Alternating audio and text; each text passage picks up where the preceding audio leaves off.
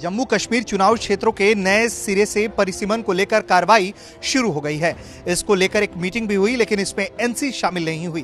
हालांकि जस्टिस रंजना प्रकाश देसाई की अध्यक्षता में परिसीमन आयोग की बैठक में बीजेपी के 2 सांसदों डॉक्टर जितेंद्र सिंह और जुगल किशोर शर्मा शामिल हुए। क्या कहेंगे आप?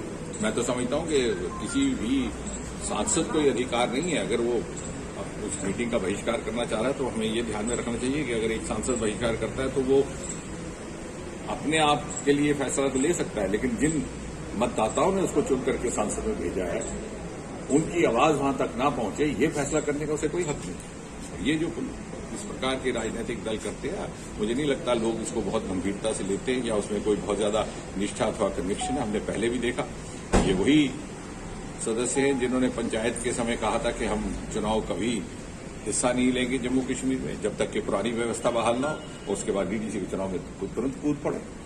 तो इस प्रकार की अवसरवादिता इन्हीं की दोहरे मापदंडों को दर्शाती है। आज की मीटिंग कैसी रही सर? आगे क्या उम्मीद कर सकते हैं? और हम धन्यवाद करेंगे डिलिमिटेशन कमीशन का, उनकी अध्यक्ष जस्टिस रंजना देसाई जी का।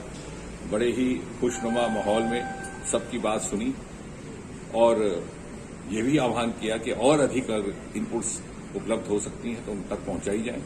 बल्कि वो तो चाहते थे कि सभी सदस्य आए ताकि अपना अपना पक्ष रखें, लेकिन अगर बदकिस्मती से कोई सदस्य इसको पॉलिटिकल पॉस्चरिंग के लिए इस्तेमाल करते तो मैं समझता हूं कि ये उस प्रकार का मंच ही नहीं था। क्या वाजिब होगा सर वेट करना इन लोगों का आगे, क्योंकि जरूरी है डिलिमिटेशन एक्सरसाइज जो जल्द से जल्द कंप्लीट की जाए?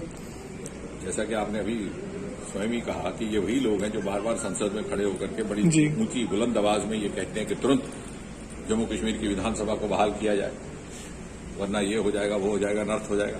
और जब उस दिशा में कदम बढ़ाने का प्रयास किया जाता है तो इसका बहिष्कार करते हैं। मुझे लगता है इनको अपने जनता को, अपने अवाम को, अपने मतदाता को जवाब देना होगा। नया परिसीमन 114 सीटों पर हो रहा है। इसमें से 24 सीट पाक अधिकृत कश्मीर यानी पीओके की जनता के लिए होंगी। बाकी बची 90 सीटों के परिसीमन पर चर्चा होगी, जिन पर चुनाव होंगे। केंद्र सरकार ने 5 अगस्त 2019 को राज्य को 2 केंद्र शासित प्रदेशों में बांट दिया था। लद्दाख अलग क्षेत्र होने के बाद सरकार ने जम्मू कश्मीर विधानसभा में 111 से 114 सीटें कर दी गई। जम्मू संभाग को उचित प्रतिनिधित्व देने के लिए 7 सीटें और दी गई। इसके अलावा अब विधानसभा के लिए कश्मीर संभाग में भी अनुसूचित जाति और जनजाति वर्ग के लिए आरक्षित सीटें भी होंगी। अब तक सभी 7 आरक्षित सीटें जम्मू संभाग से ही थी। ये सीटें थी छंब, दोमना, आरएसपुरा, हरिनगर, चिनैनी और रामबन विधानसभा क्षेत्र। अब यह देखना दिलचस्प होगा कि किस संभाग में कितनी सीटें बढ़ती हैं। चुनाव में कश्मीर घाटी के पंडितों ने 5 सीटें आरक्षित करने की भी मांग की है। सरकार ने पिछले साल 6 मार्च 2020 को परिसीमन आयोग का गठन किया था।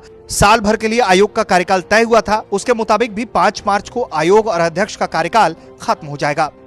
जम्मू कश्मीर के चुनाव क्षेत्रों के परिसीमन आयोग की पहली बैठक यहां दिल्ली के अशोक होटल में पूरी हुई। बैठक में आयोग की अध्यक्षा जस्टिस रंजना प्रकाश देसाई के अलावा बीजेपी के 2 सांसद डॉक्टर जितेंद्र सिंह और जुगल किशोर शर्मा, ये दोनों यहाँ पर उपस्थित हुए। और इस मीटिंग में पहली मीटिंग थी, लिहाजा परिचयात्मक मीटिंग रही और पूरे परिसीमन के आउटलाइंस यानी खाका खींचा गया और उसके आगे की प्रक्रिया बहाल करने के लिए अब अगली मीटिंग में इस पर चर्चा होगी।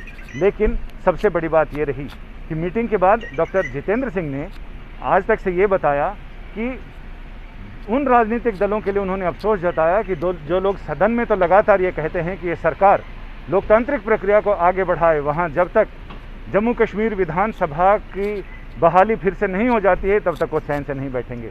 लेकिन उस विधानसभा की बहाली के लिए जब इस प्रक्रिया में शामिल होने की बात की जा रही है तो उस समय वो पीछे हट जाते हैं। यानी उनके रवैये से तो यही लग रहा है कि वो ये चाहते हैं कि चित्त भी मेरी, पट भी मेरी और अंटा मेरे बाप का। जब उनसे लगातार ये कहा गया आयोग की तरफ से कि वो आयोग की बैठक में शामिल हों तो उन्होंने अपने नुमाइंदे नहीं भेजे। कभी वो कहते हैं कि जब तक विधानसभा की बहाली नहीं हो जाएगी तब तक वो किसी भी लोकतांत्रिक प्रक्रिया में, किसी भी चुनाव में हिस्सा नहीं लेंगे।